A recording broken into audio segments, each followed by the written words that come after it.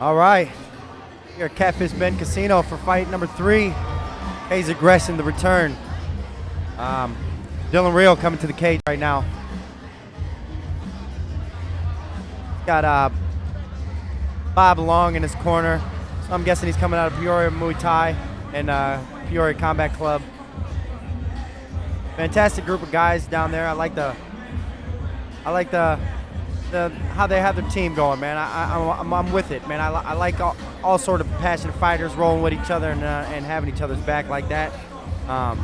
Reminds me of our old MFS days. And man, shoot, all the way back to MMAG days, dude.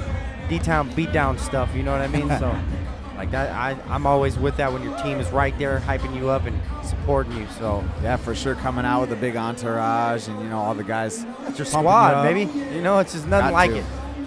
Me, I like to look at everybody, smile, flex, let them know we got this because we worked hard for this. Right. Nobody can deny that. You know what I mean? So, and say for you, Zach, I see you when you walk out, man. It's always a big smile, excited. You hear that music? I love it. You know what I mean? I get to eat. I get to eat and drink anything I want after that thing, and it always tastes better with a victory. So yes, it does. The beer tastes better. Oh yeah, victory beer is always better than a loser's beer. And it only takes about one to get you. Oh yeah, it's been so long.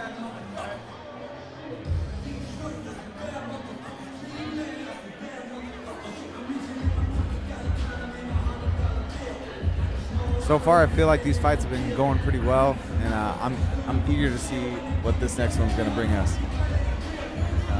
Yep, trains with Nyquist Roundhouse MMA. Nyquist is Kenny Nyquist is who Nyquist is, and he's been a big kickboxer in the Quad City area for a long time. He dabbled quite a bit in MMA as well, but he always favored the kickboxing, so that's what he really likes. And a lot of his fighters are great kickbox artists, but they're not illiterate on the ground by any means. I know Brock's got a wrestling background. I know they got three-stripe brown belt jiu-jitsu coach Mike Hauser over there. So they definitely put in work on the ground, definitely put in work in pads with stand-up. I've been watching Kenny's live feeds, and their activity over the gym is through the wall right now. I'm happy for them, and I'm anxious to see what the skill set has grown to be over there in Brock tonight. In my opinion, I truly don't feel like this fight will be too much of a stand-up fight. I mean, in any way, I give it maybe 20 seconds on the feet before a big double is shot. Either way, could go either way. Definitely, but one thing I know about Brock is that when he does come to the ring, or when he does fight in the cage, that it's madness in there. Whether it's him getting beat on or him beating on somebody else, I mean, the guy he's always down for a good fight. So yeah, he really puts it all out there every single time. Absolutely. He wins big or he loses gracefully.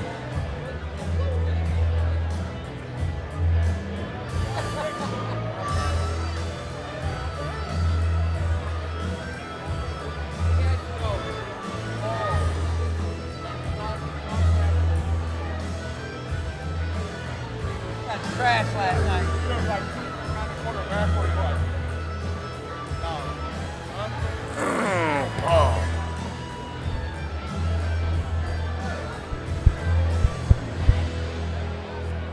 And now to Jason Vargas. Ladies and gentlemen, our next bout of the evening is scheduled for three-minute rounds in the Caged Aggression Super Welterweight Division. Introducing first, fighting out of the red corner. He stands 5 feet 10 inches tall and weighed in at 175 pounds.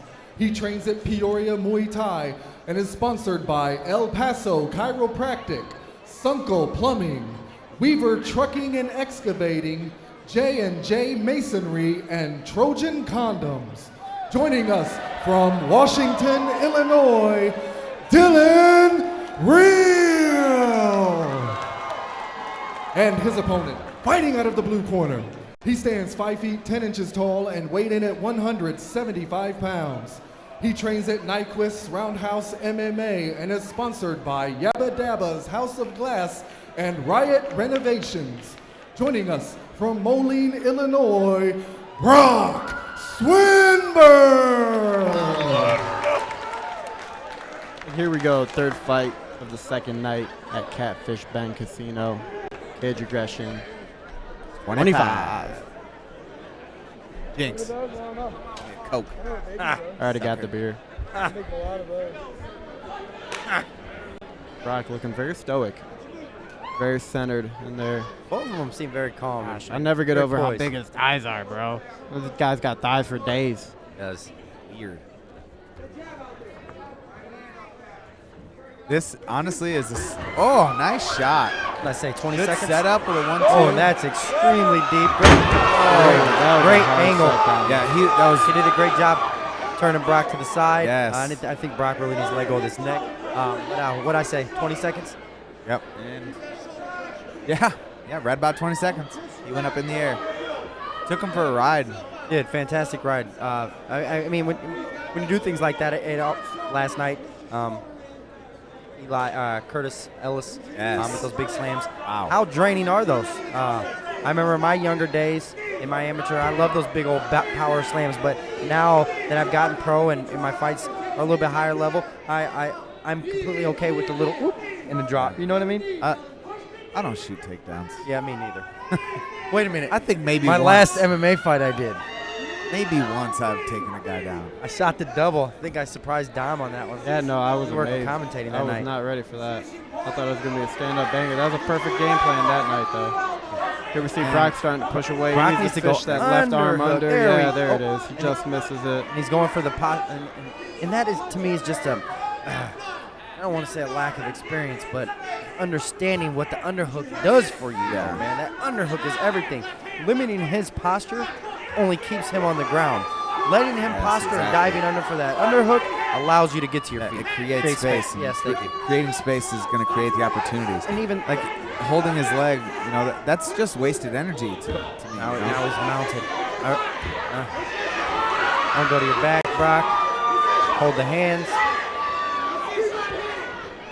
What I say though, I mean, Man, Dylan is just ferocious on top, man. He's dropping some bombs on Brock.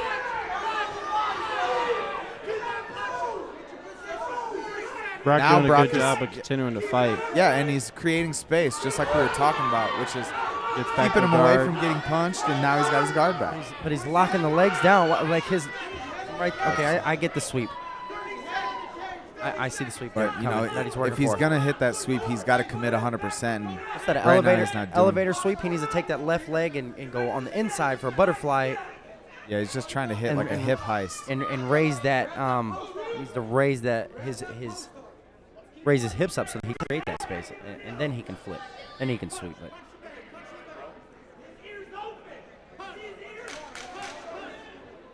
Ten seconds here. Great first round. Yeah, Dylan Action-packed on the Reels. ground.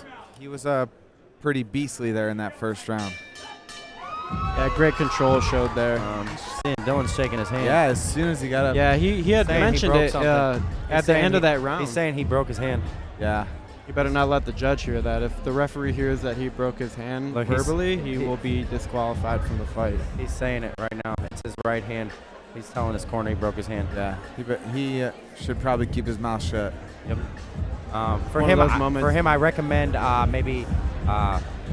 Yeah, he feels it. I broke my hand in fights and won right after. So I've also lost after too. You know what I mean? It's a little bit harder. How many times have you broken your hand? 2 times. That's it. 2 times out of 62 But two times. bad times.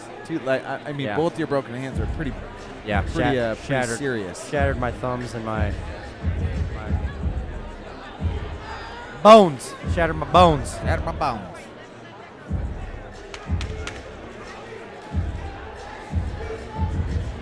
Now we're going to see what kind of adjustments these guys are going to make in between. Yeah, the he's rounds. gonna have to do something here. Shaking that right hand. Let's see how he adjusts right I mean, here. really, like his body language is telling the story right now too, because he looks hurt. Yeah, He and- looks concerned. And the only time that it's gotta going be to able to hurt is when mask that that. hand opens up. If his hands are wrapped correctly, he's going to be okay. But let's see how much his offense slows down right now, being that he's feeling that way. I mean, if it is broke, don't know how much his adrenaline is pumping, but I'm noticing his movement a lot more right. Oh, He still threw it. To That was the right. a nice kick.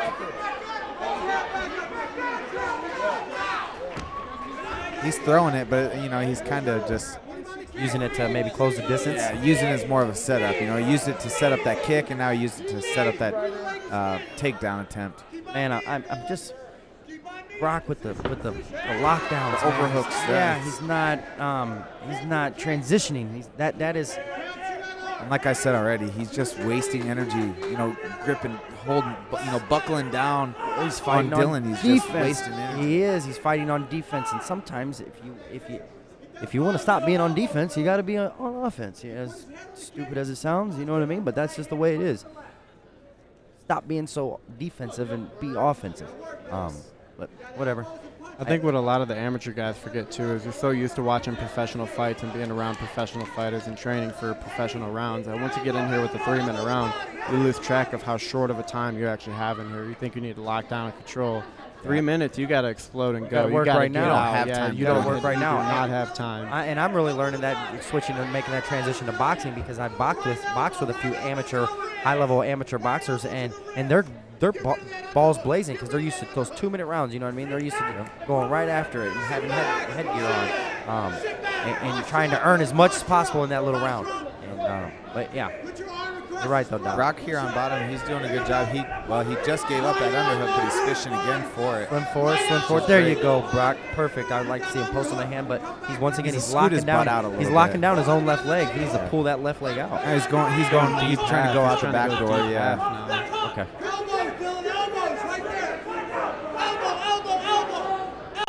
Dylan's, I mean, he's pulling on his hand, so I don't know how. Yeah, he's using it a bit. Maybe he just thinks he heard it. And once again, I could be wrong. Brock got the tap. Beautiful. Oh, way. Beautiful. Nice, Brock. Fantastic. Out of nowhere, just sits up, gets his arm under that throat. Fantastic. Brock's a big, strong guy, and he's got that short, compact body. So if he gets a hold of you, there's not much room in there. So he squeezes hard, cuts off those veins. Boy, Brock Swinburn with the turnaround. Congratulations. Dylan, I hope your hand isn't broke. And I hope you really don't hang your head. And I don't know if maybe he had neck injuries. I'm looking at his body language right now, and he's kind of bracing his neck. But either way, hell of a fight. You know, not all fights are we able to fight injury-free. And fantastic, ground battle. And Brock, man, good job. You know, you're speaking of neck injuries there. I think that looking at the replay there, the angle that Brock had gotten that on, it looked more like a neck crank. Okay. The way that he was turning that neck. So it was it? Maybe he wasn't under the chin. He was just turning that neck out. Yeah. Just a big contorting muscle that move. spine. People forget how painful that is when you get in a move like a twister or something like that, where somebody has your legs locked and they completely turn your body 360 degrees around. That is painful. Your body's not meant to go that way.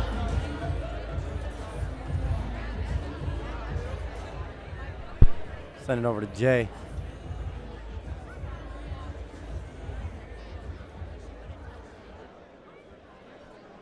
Ladies and gentlemen, your referee, Eric Carr, has called a stop to this contest at 2 minutes, 21 seconds into round 2, declaring your winner by submission due to guillotine, Brock Swinburn.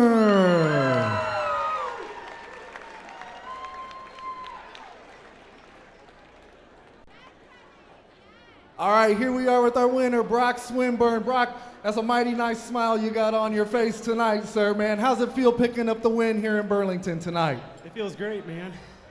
I know your opponent, Dylan, very, very tough opponent, had you in some bad spots there early on in the fight, man. Talk to us. What was going through your mind there early on in the fight?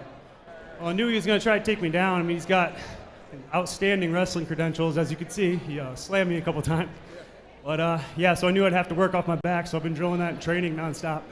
Well, look, buddy, we've got the submission pulled up here. It's actually, you might get a better view behind you. Walk us through that finish, man. It came out of nowhere, kind of like a magic trick. Yeah, well, I was working on the Kimura the whole time, but the kid's strong as shit, so it kind of just fell into my lap, and I took it. Well, you definitely look good taking it tonight, Brock. Hey, real quick, anything you want to mention, anyone you want to thank before I let you get to the locker room and start the celebration? I want to thank all my sponsors, all my old coaches here. I recently made the move out to Colorado. So I want to thank Elevation Fight Team for welcoming me and helping me get ready for this. I think my sisters are here too. I don't know where they're at. Hopefully I see them soon. But, thank you, Goodwin, for the opportunity. Well, sounds like you made a good transition. We're definitely looking forward to seeing more of you in the future, Brock. Ladies and gentlemen, one more time for your winner, Brock Swinburn.